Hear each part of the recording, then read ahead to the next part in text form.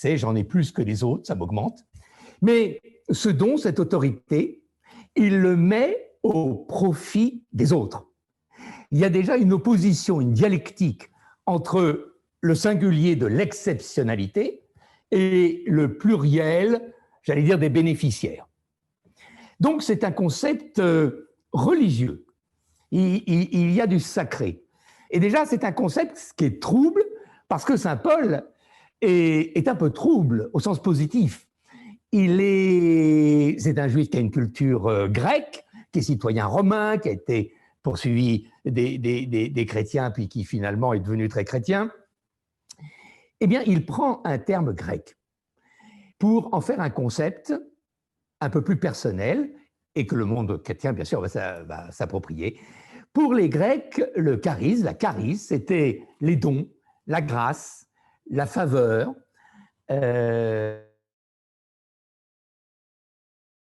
Voilà, c'est un concept et c'est un concept. Et puis, pendant pratiquement 1000 ans, plus de 1000 ans, on ne parle plus vraiment du charisme. Le Moyen-Âge occulte cette notion. Et il faut attendre, et c'est vraiment lui le penseur du charisme qui peut nous influencer, le sociologue Max Weber, qui réfléchit à une époque de désenchantement. Donc ça va nous parler, et surtout en ce moment. Quand il y a crise, quand il y a désenchantement, que les gens ne croient plus dans les élites, dans les systèmes habituels, ils sentent bien qu'il y a un malaise, une transformation. C'est un peu le mal du siècle dont parlait Musset. Ce qui était n'est plus, ce qui sera n'est pas encore.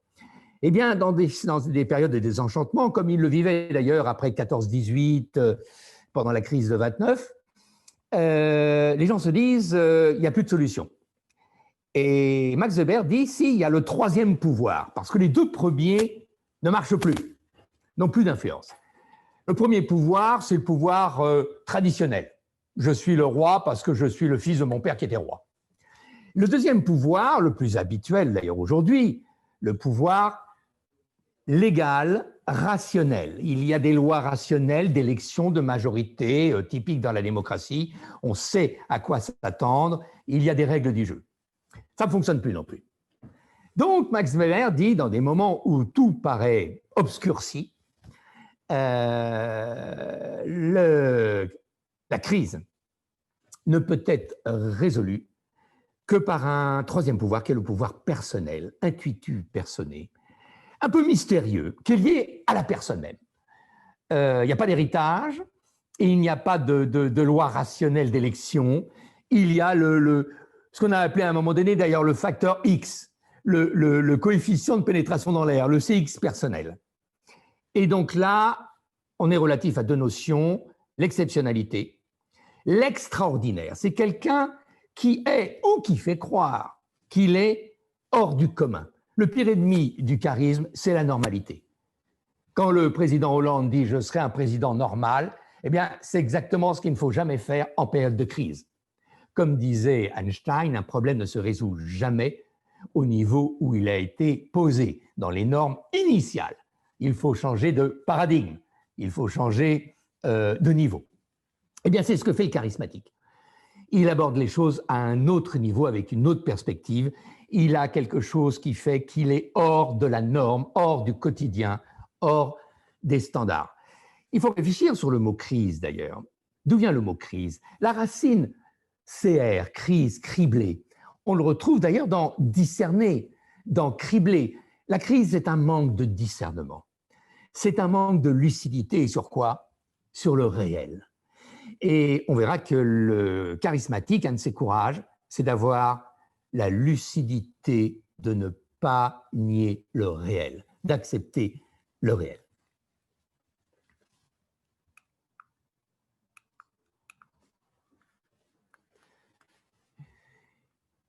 Et d'ailleurs, le pire ennemi du charisme, parce que c'est quelque chose qui est rarement durable, c'est paroxystique. Il y a des moments de charisme, comme il y a, Dieu merci, des moments de crise qui ne sont pas toujours durables. Eh bien, ce qui va tuer le charisme, c'est un peu le contraire de ce qu'il a fait naître, c'est-à-dire la routinisation, la normalisation. quand les choses deviennent organiques, quand on est dans la fonction, et ça peut déjà parler à un dirigeant d'entreprise, et non plus dans la mission. Quand on veut avoir des missionnaires dans l'entreprise, on parle de mission. Quand on veut avoir des fonctionnaires, on parle de définition de fonction. D'ailleurs, on le voit dans la vie de saint Paul, ses ennemis, ce sont très vite les dirigeants organiques des petites communautés chrétiennes, ce qui allait d'ailleurs devenir les évêques. L'évêque tue le missionnaire. La fonction prime, la mission prime sur la fonction.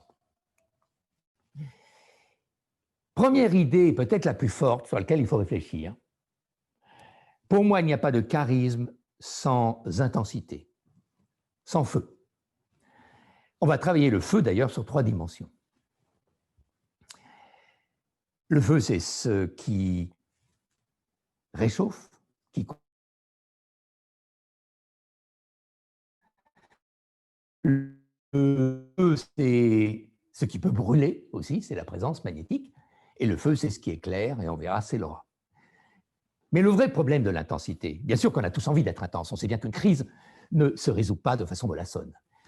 Mais le problème de l'intensité, c'est, comme disait Cocteau, jusqu'où aller trop loin? D'ailleurs, ça, c'est une question qu'un dirigeant devrait se poser. Essayez d'y réfléchir 2 secondes. Est-ce que vous allez aussi loin que vous pouvez aller? Non pas se dire jusqu'où je vais aller, mais jusqu'où je vais aller jusqu'à la frontière de l'exceptionnel. Jusqu'où aller trop loin? Donc, cette intensité est fondamentale, qu'on l'appelle enthousiasme, anthéos, j'ai Dieu en moi, que, comme l'a très bien dit Thierry, on parle d'énergie, qu'elle soit solaire ou magnétique, sauf que le problème de l'intensité, c'est que trop d'intensité va tuer l'intensité. Trop d'une chose tue la chose. Donc, comment faire en sorte d'être intense, dense, profond, d'aller jusqu'au bout, sans devenir totalitaire? Car le charismatique finit par faire peur. Où va s'arrêter son intensité?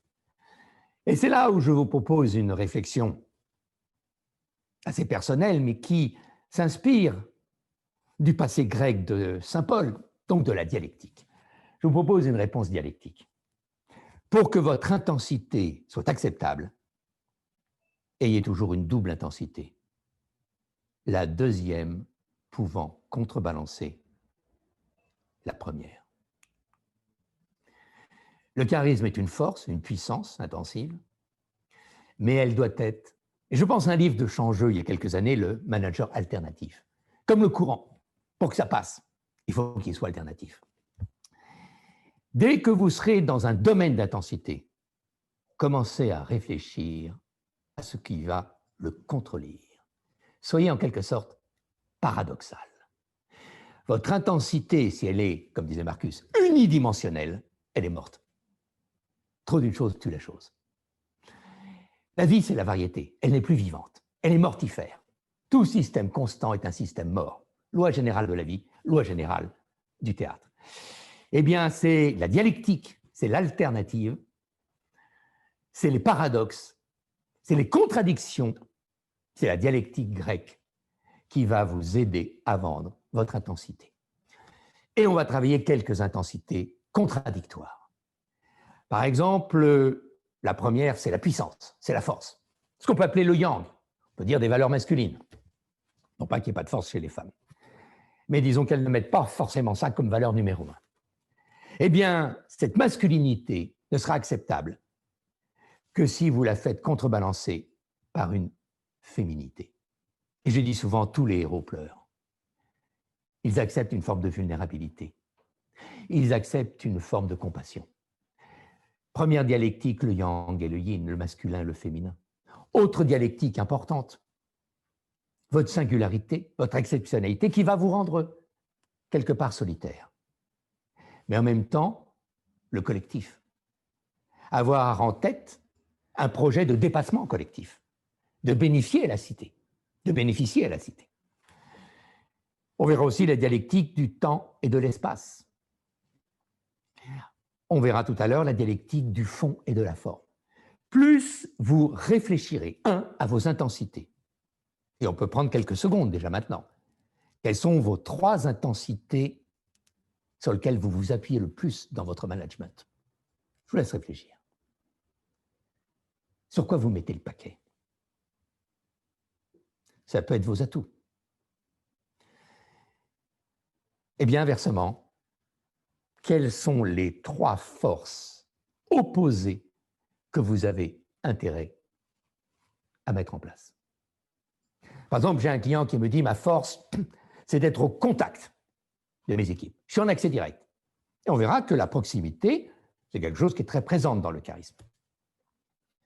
Eh bien, mon observation de coach est de lui dire à quel moment tu fais l'inverse. À quel moment tu sais t'isoler, tu sais te dégager des influences du terrain, tu sais reprendre ton autonomie de réflexion. Tu n'es plus influencé par les courants, par les modes. J'aime bien ce philosophe qui disait être à la mode, c'est toujours la logique des feuilles mortes. À quel moment tu compenses ta fluidité sur le terrain, avec une forme d'autonomie, de retrouver ta libre pensée dans la solitude de ton bureau. Ça peut être une demi-journée par semaine. Réfléchissez à 2 ou 3 de vos atouts, de vos intensités.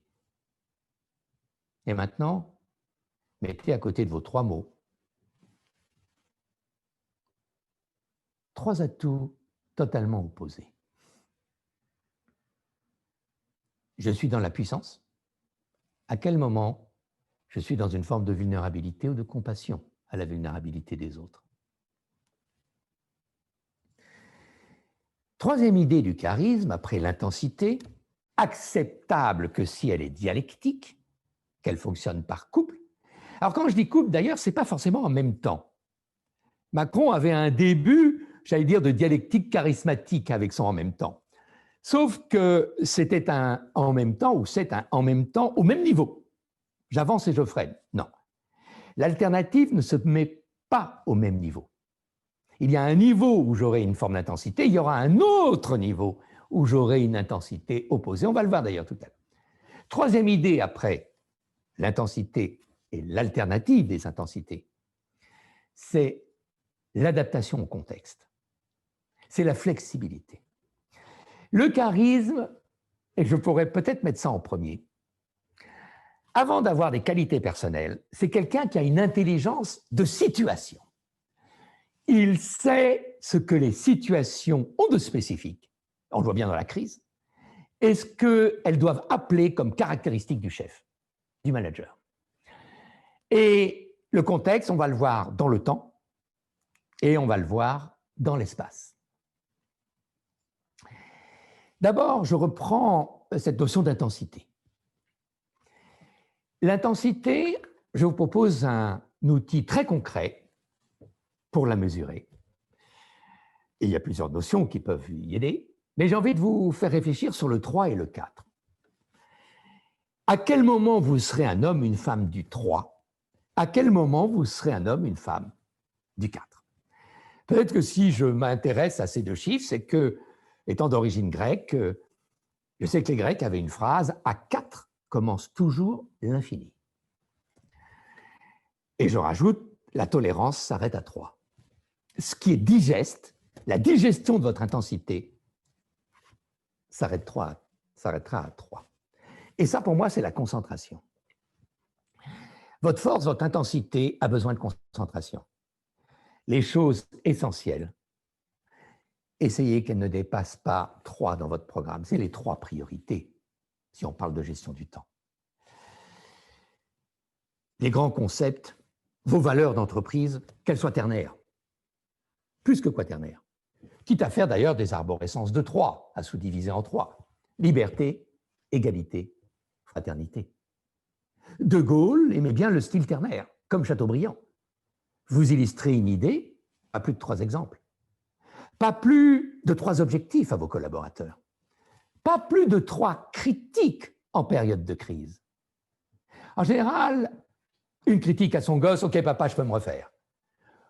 2e critique, bon, c'est plus dur, tu mets le paquet, mais je vais essayer. 3e critique, c'est un maximum. Tu m'en mets une 4e, tu veux que maman me refasse, c'est pas possible, je me révolte. Les gens se retournent au 4e. C'est Arnhem, un pont trop loin, il avait 3 ponts à prendre. Il se dit, dans la foulée, je le sens bien, je me fais le 4e. Il les a tous perdus. C'est les 3 essais sportifs. C'est les 3 lettres d'avertissement. C'est les 3 sommations à l'armée. Ne tirez pas à la première, mais n'attendez pas non plus la 4e. C'est du laxisme. Donc, votre intensité a un chiffre.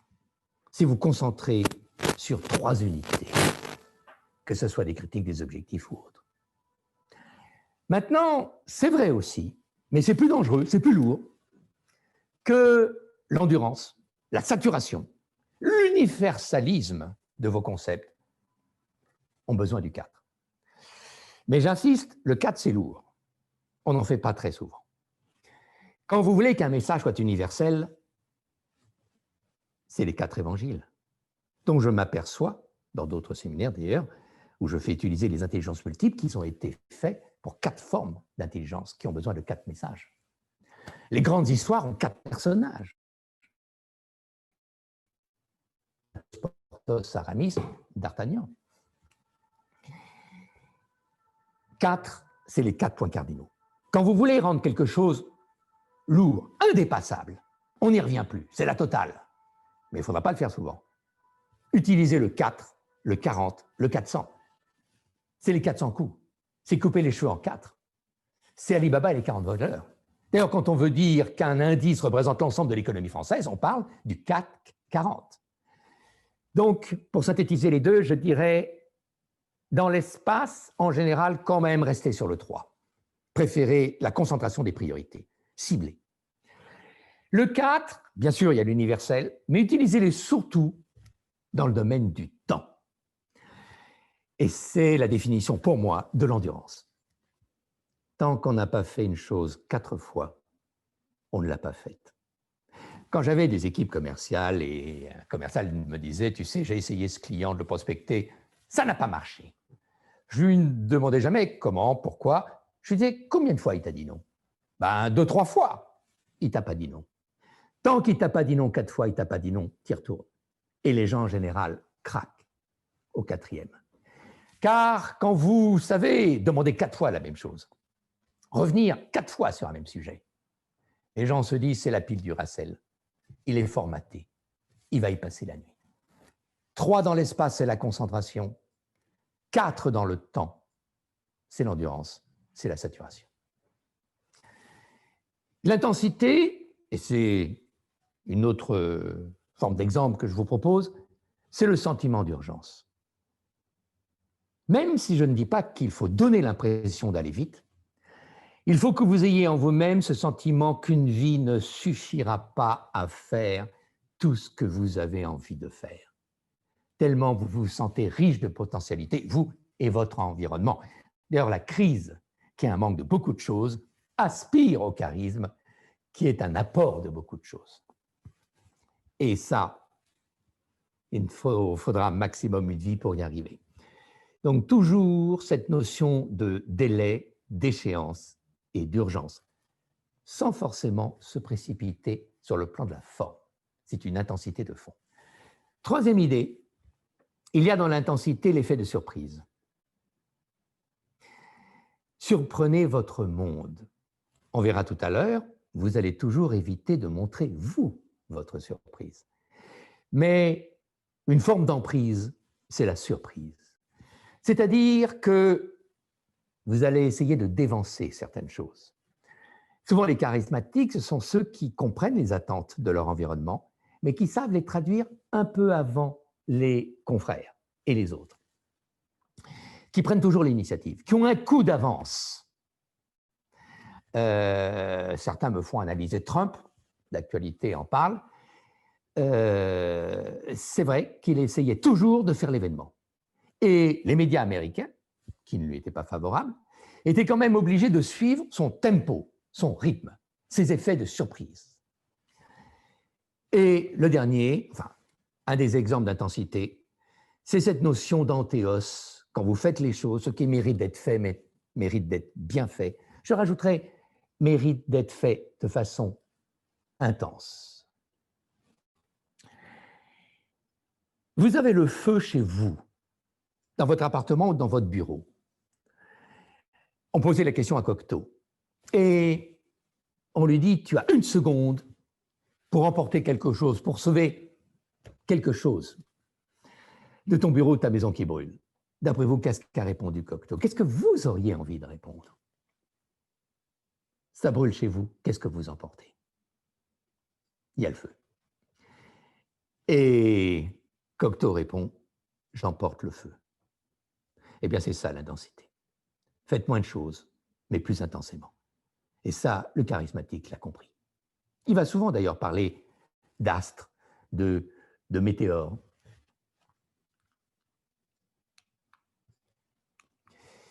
Vous avez un chercheur que je vous conseille de relire, il est traduit en français, Howard Gardner, qui aborde non seulement le charisme, mais l'exceptionnalité. Et ce qui est intéressant, c'est que le charisme est une forme d'exceptionnalité. C'est la 4e forme, c'est faire passer un message. On est beaucoup pris dans des religions. Être un messager. C'est quelqu'un qui est porteur, qui est porte-parole de quelque chose qui le transcende. Être charismatique, c'est se dire de quoi suis-je le messager de quelque chose de plus important que moi-même. Là aussi, j'ai envie de vous laisser réfléchir 1 seconde ou 2. De quoi êtes-vous le messager qui vous dépasse actuellement dans votre entreprise ou auprès de votre famille ou de votre entourage? Les gens exceptionnels qui ont cette force de faire passer des messages importants, leur première caractéristique, c'est qu'ils savent se remettre en cause. Ils savent avoir une méditation sur eux-mêmes. L'intensité a besoin de réfléchir à ce qu'elle est. Ils font un réexamen de conscience, un réexamen, on verra, de leur destin, de leurs objectifs, de leurs buts.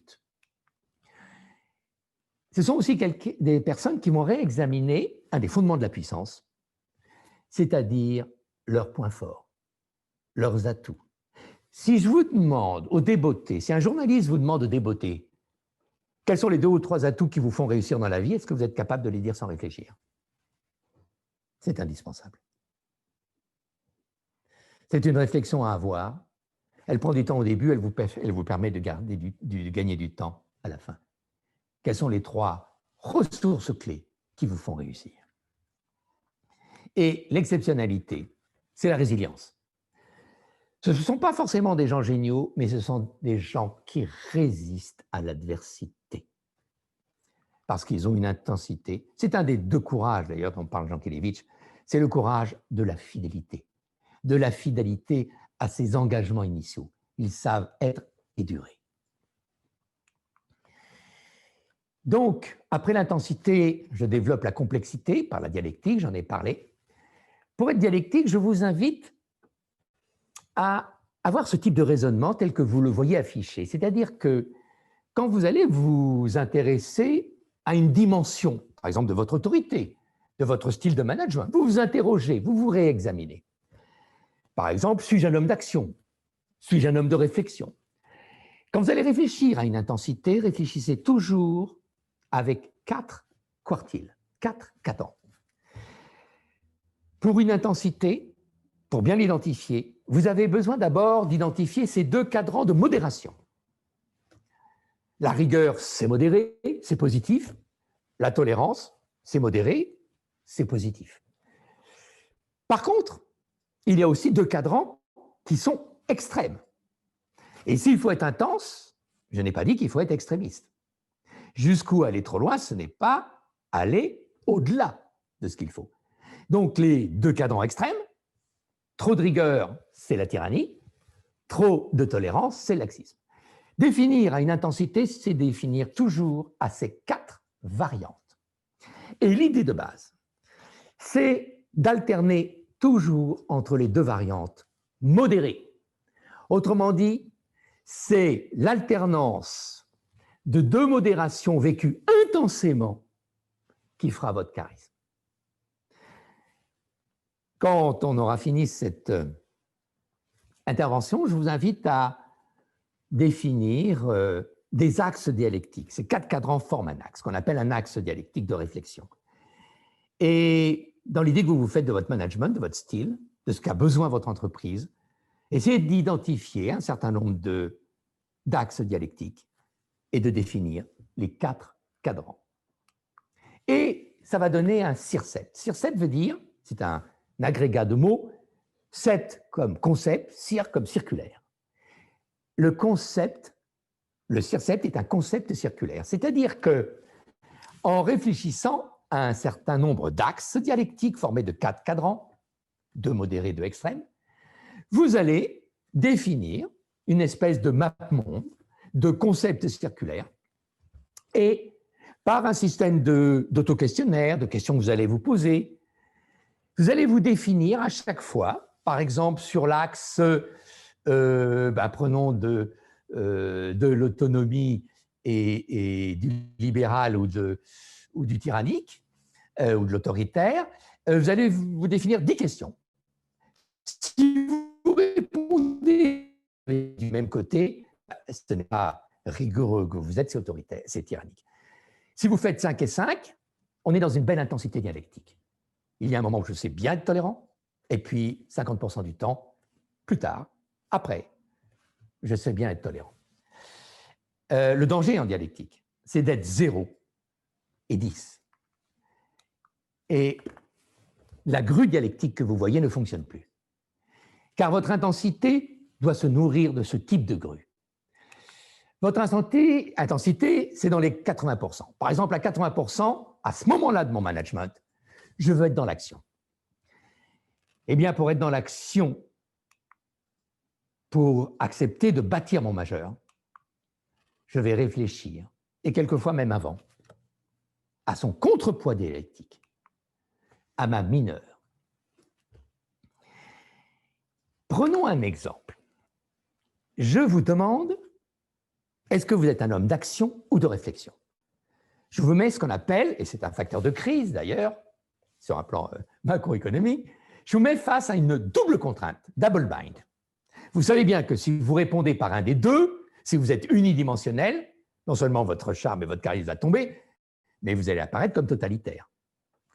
Si vous dites « je suis un homme d'action », ah bon, t'es un activiste, tu ne réfléchis jamais. Si vous dites « je suis un homme de réflexion »,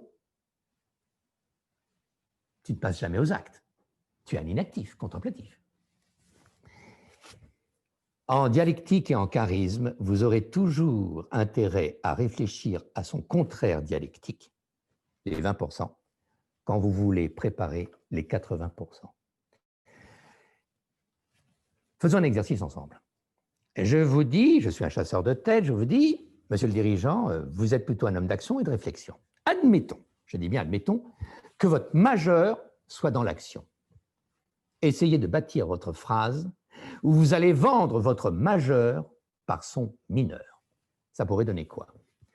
En général, vous commencez par, et ça vous condamne en quelque sorte à être dialectique, c'est parce que je suis essentiellement, il faut un essentiel, il faut une essence, il faut un choix majeur, essentiellement un homme d'action que, cette phrase est importante, elle va d'ailleurs être une cheville qui va nous préparer au charisme dialectique. C'est parce que je suis essentiellement un homme d'action que quoi? Ça ne doit pas être 50-50, forcément.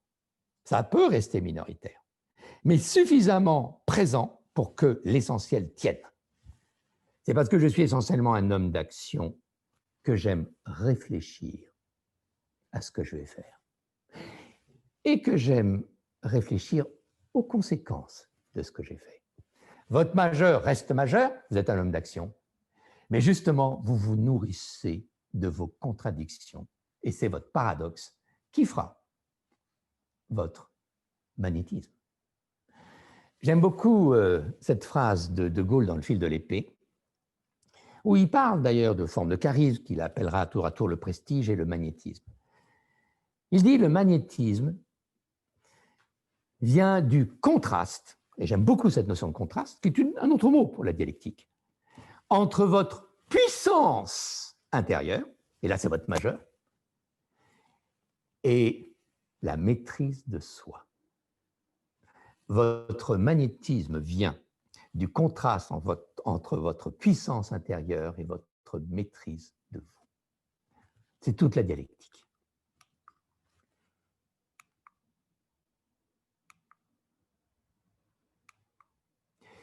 Prenons une dialectique, peut-être, je dis bien peut-être, la plus importante, en particulier quand vous animerez des réunions, quand vous ferez du management du quotidien.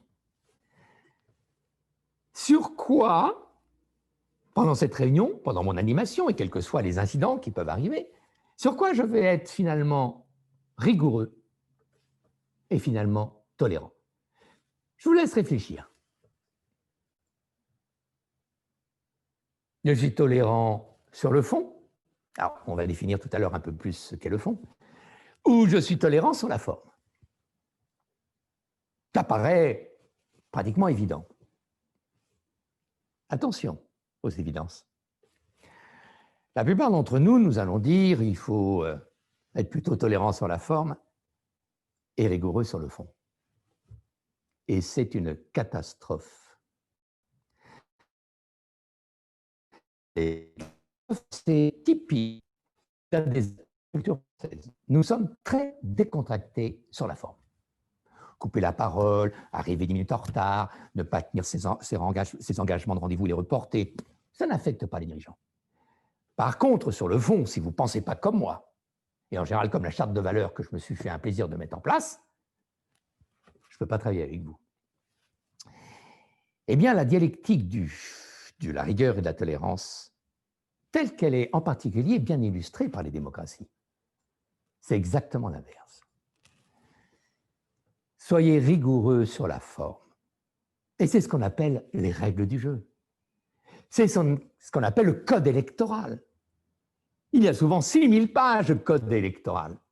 Il y a souvent, après une élection, des procès qui peuvent prendre des années. Par contre, quand vous votez à l'intérieur de l'isoloir, on vous foutra la paix sur le fond. Votre animation de réunion, c'est d'être rigoureux sur la forme. Mais attention, l'intensité s'arrête à 3. Autrement, ce n'est plus des règles, c'est des règlements. Et par contre, tolérant sur le fond. Mes équipes étaient toujours très étonnées. Je pouvais travailler avec des personnes qui ne partageaient pas mes valeurs. Je pouvais travailler, j'ai travaillé avec un communiste qui n'aimait pas l'entreprise. J'ai même travaillé, à un moment donné, je ne savais pas qu'il y avait 50 000 adorateurs de la patate en France. Bon, je travaillais avec un adorateur de la patate. Mais je ne leur demandais que 3 choses. 3 règles. Quand le rendez-vous est à 9 h, c'est 9 h. Vos évaluations, c'est 4,75 minimum sur 5. Et votre chiffre d'affaires, à l'époque, c'est des francs, c'est 1 million de francs par an. Le reste, vous pouvez être des adorateurs de la patate ou de Karl Marx, ça m'est complètement égal. Pour le dire peu brièvement, je dirais à un militant syndicaliste un peu trouble dans mes réunions, tu peux tout me dire, tolérance sur le fond, mais pas n'importe comment, rigueur sur la forme, pas en me menaçant. Parce que la tyrannie et le charisme n'aiment pas la tyrannie. Le charisme, c'est mettre de l'ordre dans des périodes de crise qui pourraient attirer la tyrannie. La tyrannie, c'est l'État, c'est moi. Sur le fond, vous devez être comme moi. Par contre, sur la forme, moi, c'est moi et toi, tais-toi.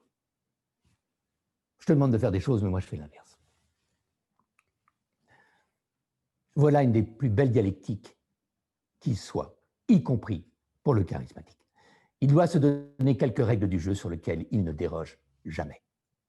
Par contre, sur le fond, sur les états d'âme, sur les intelligences émotionnelles de ses troupes, il est très flexible.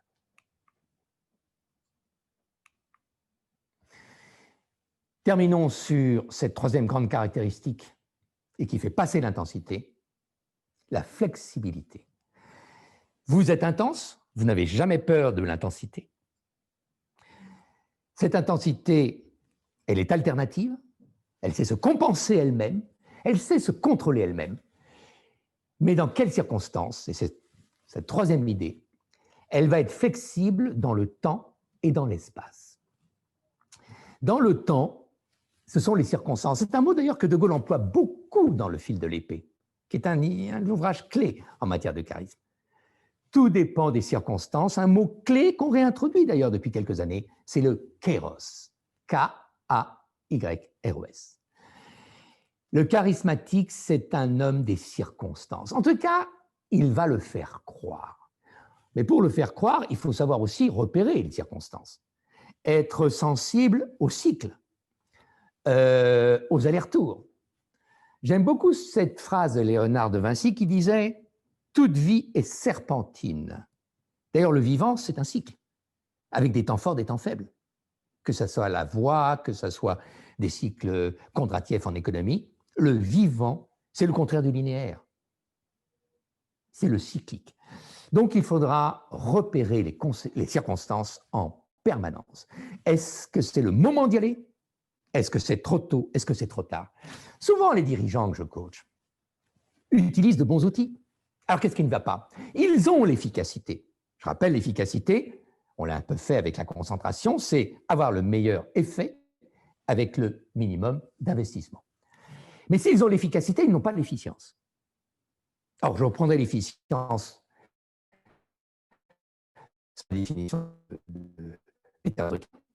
C'est l'efficacité au bon moment. Vous avez des personnes qui contrôlent trop tôt, qui contrôlent trop tard, qui délèguent trop tôt, qui délèguent trop tard, qui se mettent en colère trop tôt, qui se mettent en colère trop tard.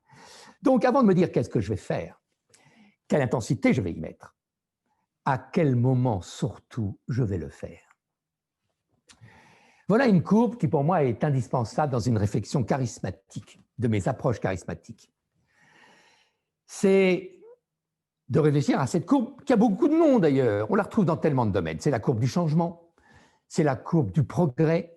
En sociodynamique, c'est l'évolution des groupes. Il y a des temps forts, des temps faibles. Si je l'utilise en termes de progrès, de progression, je dirais qu'au début, ce que je vais faire marche plutôt bien. Je suis ce séminaire, cette conférence avec François et Thierry. J'ai l'impression d'avoir un savoir, c'est plutôt euphorique.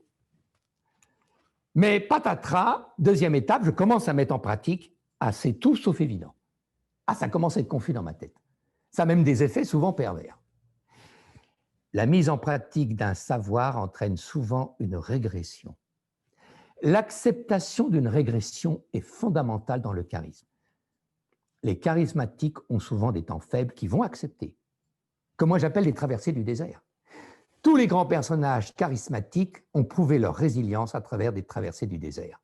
Car la première ou les premiers essais d'application de leur projet, de leur plan, souvent a été catastrophique, comme beaucoup d'ingénieurs. Mais si j'accepte, avec résilience, de vivre cette période de traversée du désert, de quarantaine, de régression due à l'application, je peux passer à la connaissance. Donc je dirais, connaître, comme disait Victor Hugo, c'est renaître. Mais c'est renaître parce que j'ai su mourir en phase 2. J'ai su avoir des pertes, perdre des préjugés, perdre des habitudes, des normalités. Si je sais accepter ce temps faible du 2, je pourrais construire mon 3. Eh bien ça, c'est le kairos. Savoir que je vais passer par 3 étapes, savoir qu'il ne faudra pas que je nie la deuxième étape, que j'accepte une forme de deuil d'ailleurs. Un obstacle s'oppose à cette approche charismatique qui va peut-être vous étonner. Parce qu'on peut dire, à force de cultiver la puissance, la flexibilité, des formes d'intelligence, peut-être qu'il y aurait trop de vanité, d'orgueil dans le charismatique. Paradoxalement, l'orgueil est le premier frein au kairos. Car quand on est très, très, très sûr de soi et de ses positions, eh bien, on n'accepte pas les temps faibles.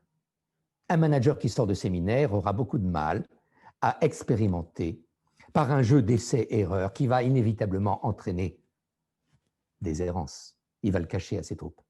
Erreur.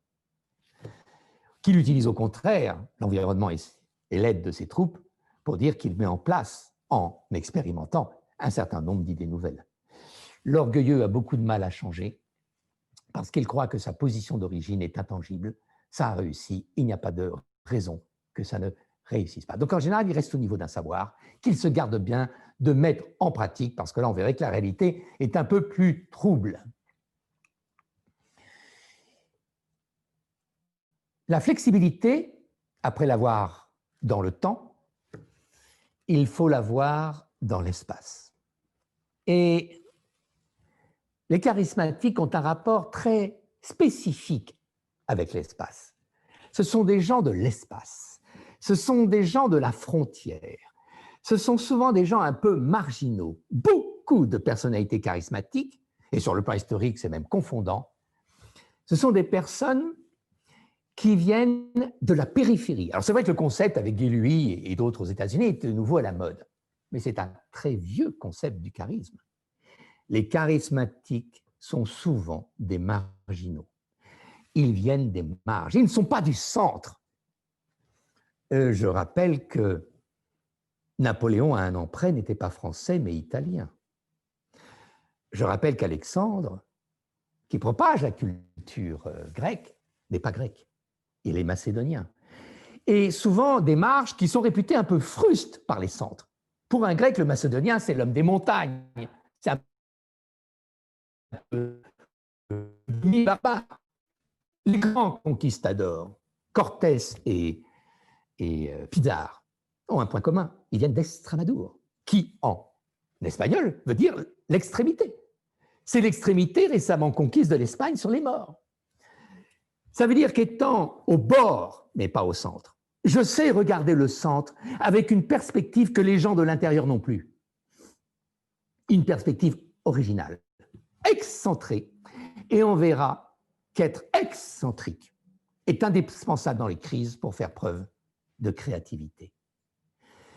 Et ce sont des gens qui savent aussi être à l'aise avec les marginaux. C'est étonnant de voir comment Rome, qui est pourtant obsédée par le droit, par l'ordre romain, a quand même comme légende que Romulus et Rémus se sont d'abord entourés de bandits, d'hommes marginaux qui trouvaient refuge loin d'Albe, loin des Étrusques, dans une petite bourgade, un peu comme les Cosaques du Don. Ce sont des gens des confins. Ils ne sont plus au centre. Ils ne sont pas non plus à 10 000 km. Là, ils ne s'intéresseraient pas au centre. Donc, mon conseil, régulièrement, décentrez-vous.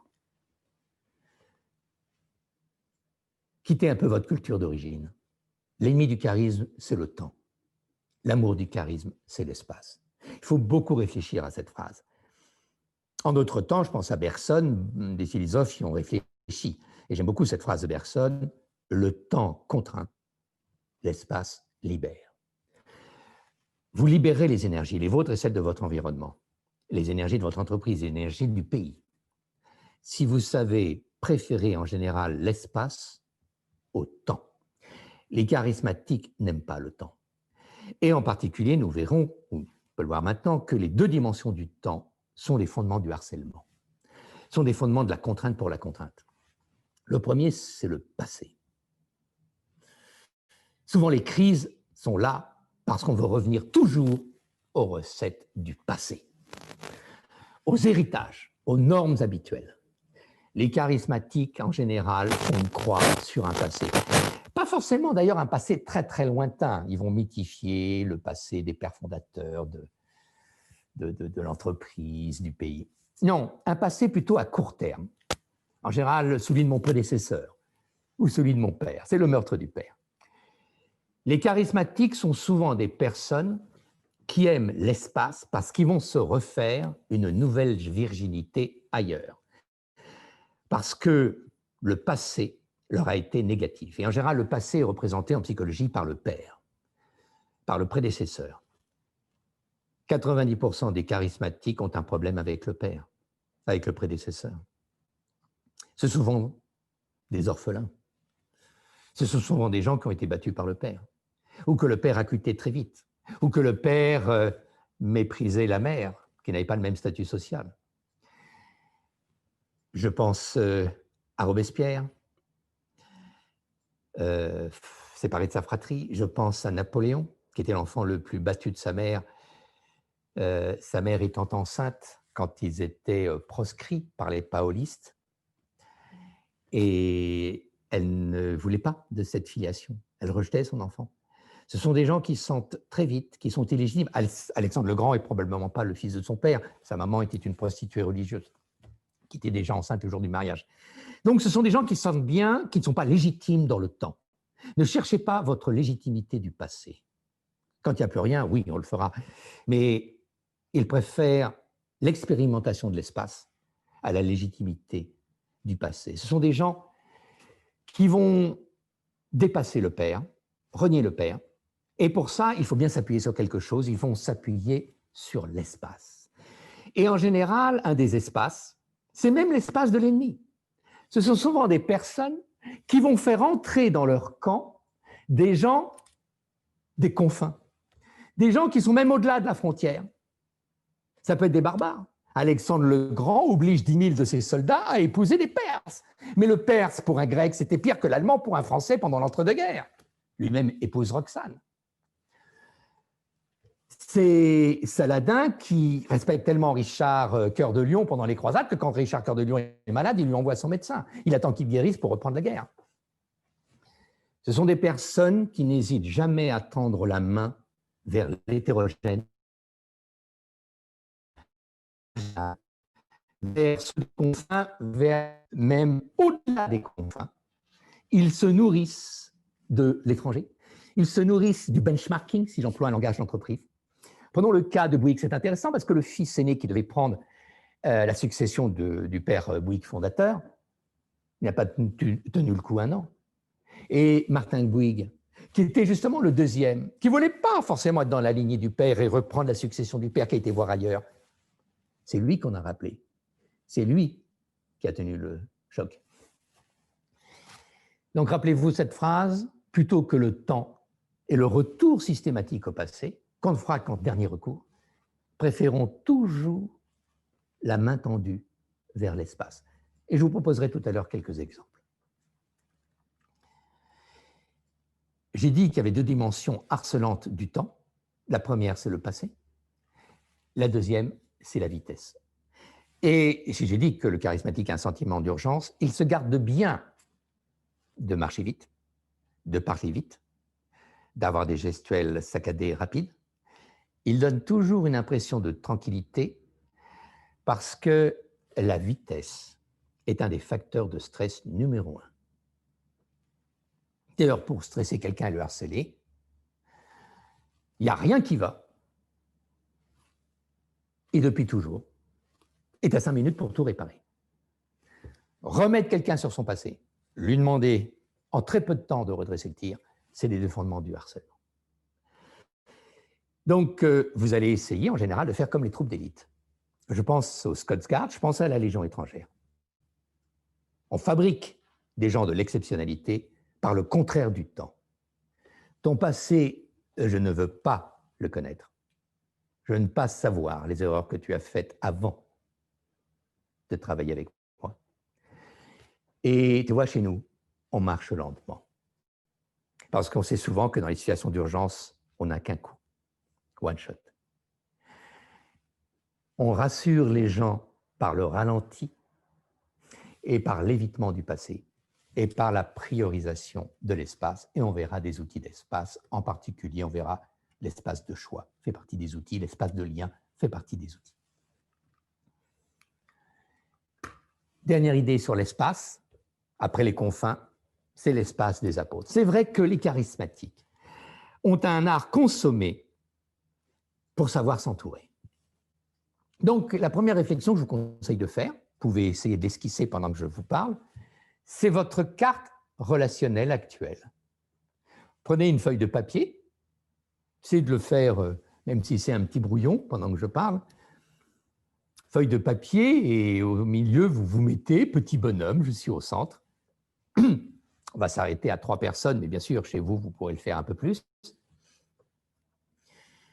Peut-être en excluant la famille dans un premier temps, en se concentrant sur le professionnel, essayez de positionner les 3 noms des 3 personnes que vous voyez le plus en termes de récurrence, de temps. Voilà, posez bien ces 3 personnes autour de vous sur cette feuille. Et maintenant, réfléchissez. Est-ce que ce sont vos vrais apôtres? Est-ce qu'ils en vaillent le coup? Est-ce qu'en termes de qualité, ils sont dans les bons 20-80? Parce qu'il en va de vos relations comme il en va de la loi de Pareto en général. 20% de notre entourage fait 80% de l'efficacité relationnelle. Mais 80% de notre entourage fait souvent 20% des emmerdes. Donc ces 3 personnes que vous venez de mettre sur votre feuille, est-ce qu'ils le méritent? Est-ce que vous avez les apôtres que vous méritez? Il n'y a pas de charismatique sans une réflexion très dense sur qui sera mes apôtres, comment je vais le vérifier et qu'est-ce que je vais leur demander.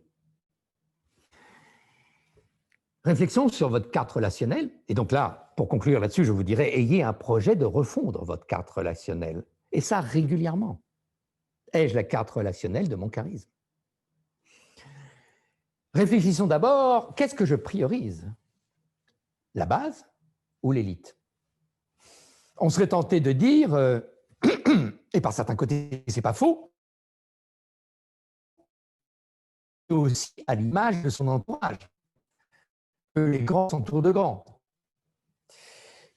Je ne dis pas non, mais je serai quand même prudent sur cette réflexion. Car on verra que dans le charisme, il y a une capacité à dire non et à affronter l'adversité, la crise, et donc souvent les élites actuelles, ou plutôt les élites issues du passé. Donc un des conseils que je donne souvent, c'est ayez plutôt vos amis à la base et vos adversaires dans la hauteur, dans l'élite. Les minables adorent avoir des amis en haut. Ils ont toujours des bonnes relations. J'ai un confrère qui a une très belle phrase quand d'ailleurs on lui dit, tu sais, j'ai fait venir machin dans mon séminaire, je coach tel dirigeant, il dit, le problème c'est que toi tu connais beaucoup de gens, mais que beaucoup de gens ne te connaissent pas. Alors vous allez inverser le système. Comme dit un proverbe chinois, le poisson pourrit souvent par la tête. Quand on veut être charismatique, on verra, c'est-à-dire réformateur, voire révolutionnaire d'une situation en crise, il faut nettoyer la tête. Et on commence par s'appuyer plutôt sur les bases. Souvent, dans les périodes de crise, les bases ont une espèce de récurrence de légitimité. On le voit là avec ce qui se passe. Et que les élites, d'ailleurs, appellent souvent à tort des mouvements populistes. Gulli appelle ça maintenant les gens, j'appelle ça la base. Le charismatique, et une des versions, une des écoles, c'est le césarisme, César, Napoléon, c'est s'appuyer toujours sur la base, quitte à en faire ensuite une politique élitiste. Ça, c'est autre chose. Quand Bonaparte prend en main l'armée d'Italie, il n'est pas crédible. C'est un général politique qui parle à peine français, qui fait malade sur lui, qui a fait rien d'autre que tirer sur des royalistes à Vendémiaire, donc une petite guerre civile. Il n'est pas très bien vu de l'armée d'Italie, on n'y croit pas. Quelle est la première chose qu'il fait le premier jour où il prend l'armée d'Italie, ou le deuxième? Monte tes notes. Il fait fusiller 2 capitaines. Alors, c'est subtil, je n'ai pas dit 2 généraux. Il ne s'attaque pas non plus au plus haut. Mais il ne s'attaque pas à la base. Il s'attaque à ce qu'on appelle une unité de commandement qui reste quand même assez proche de la compagnie des troupes. Commencez toujours par nettoyer l'escalier par le haut. On dit l'assassinat du duc d'Enghien, c'est une erreur. Non. 3 mois après l'assassinat du duc d'Enghien, ils fondent l'Empire. Comment fonder un empire avec une armée qui, à l'époque, je rappelle, était à gauche? Tous les sans-culottes étaient à l'armée sous la Révolution, au début du consulat. Eh bien, en assassinant le duc d'Enghien, il dit au peuple, je suis des vôtres. J'aurai le sang des rois sur ma tête. Je suis condamné comme vous à aller jusqu'au bout, à être intense. J'ai l'élite contre moi. Commencez toujours par nettoyer votre propre camp et par nettoyer l'élite. Quand j'ai eu à redresser une entreprise en Normandie, la Codica, la première chose que j'ai faite, qui m'a d'ailleurs coûté l'amitié du mandataire, le fondateur de cette boîte, le fondateur historique, j'ai licencié le secrétaire général, c'est-à-dire son ami d'enfance, c'est-à-dire une potiche qui ne servait à rien, si ce n'est à coûter de l'argent, mais qui me permettait, en le faisant partir, de dire au syndicat, j'ai d'abord nettoyé mon camp avant de nettoyer le reste de l'entreprise. Donc, essayez d'abord d'être l'ami des petits avant de chercher forcément à être l'ami des grands. Vous aurez pas que les apôtres. On parle souvent des 10 et des 12, et c'est vrai qu'il y a une récurrence de ce petit cercle qu'on voit dans l'entreprise aujourd'hui, c'est le CODIR. Je pense à une notion qu'on a sous-estimée, qui est la notion des 50 et des 60, le CODIR élargi. Je rappelle qu'Achille, imité par Alexandre, s'entoure de ce qu'on appelle les compagnons. Ils sont 50. Et souvent, les batailles sont gagnées par ces 50, qui sont tellement soudés à leur chef qu'ils créent toujours la surprise, qu'on ne voit pas venir. Cultiver le cercle des 60 dans les grandes entreprises, où est-il? On le trouvera souvent dans ce que j'appelle l'échelon 3. J'ai été marqué par un dirigeant dont j'étais un des adjoints, Maurice Biederman, à une époque. Et quand on reprenait une entreprise, on en reprenait à peu près 2 par an, on nettoyait le numéro 1, on nettoyait le numéro 2. Et je disais, mais c'est un peu une folie. Il n'y a personne. Et il me disait, si, il y a les numéros 3. Regardez bien les révolutions, les coups d'État. On dit c'est le putsch des généraux, mais très souvent c'est faux. Les eux-mêmes par les colonels et les capitaines. On l'a bien vu dans la révolution des œillets au Portugal, les capitaines. Les capitaines, le colonel Nasser, le colonel Neguib, les colonels grecs. Pendant le putsch d'Alger, c'était les colonels para qui poussaient les généraux. Cherchez toujours où sont vos colonels. C'est les colonels de Balzac. C'est eux qui regrettent vraiment l'empereur. Les généraux, les maréchaux, ils sont gavés. Ils ont eu trop de reconnaissance. On verra qu'il y a une limite à la reconnaissance. Alors que les colonels, eux, ont encore faim. Ils ont encore envie de titres de gloire. Et c'est souvent ce qu'on appelle le 2/3 haut dans une hiérarchie d'entreprise. C'est le dernier grade de commandement qui est à la tête d'une unité où on peut encore connaître certains de ces hommes, qui est le régiment. Les capitaines de compagnie, les colonels de régiment, c'est la véritable épine dorsale sur laquelle s'appuient les charismatiques. Ce n'est pas les 1, ce n'est pas les 2. Et si vraiment il faut un 2, j'ai toujours été étonné de voir comment les charismatiques ont un niveau 2 qui finalement n'est pas très, vu les exemples que je prendrai tout à l'heure, je vais ménager, n'est pas très probant. C'est souvent quelqu'un de fruste. C'est souvent quelqu'un qui, en dehors de cette mission donnée par le charismatique, serait invisible. Le charismatique va lui donner une visibilité. Mais lui, tout seul, n'en a pas. Pour Hitler, c'était Himmler, sans personnalité. Pour le Christ, c'était Saint-Pierre, le véritable numéro 2. La secte Raël que j'ai étudiée, le numéro 2, c'est un gestionnaire, c'est un organique, c'est quelqu'un qui n'est pas dans la mission, qui est plutôt d'ailleurs dans l'organisation fonctionnelle de la mission. Enfin, dernier point, comment savoir si vous avez des apôtres? On va réfléchir à un petit cas. Quand vous misez sur quelqu'un, vous allez lui faire un double verrouillage. Est-ce que tu es avec moi? En général, il n'est pas maso, il a signé, il vous dira bien sûr. Ça fait partie de la fonction. Cette première question, elle est introductive, mais elle ne sert à rien. Elle ne sert qu'à préparer la deuxième. Et là, vous allez bien droit le regarder dans les yeux et lui dire « Et est-ce que tu es pour moi ?» Parce qu'il faut lui vendre. Si tu es pour moi, je suis pour toi. Si tu es simplement avec moi, je suis simplement avec toi. Comme dans certains couples, il faut faire avec. Pourquoi tu es avec elle? Il fallait bien, je suis à la colle. Non, les apôtres, on n'est pas à la colle. C'est pour moi, c'est pour toi.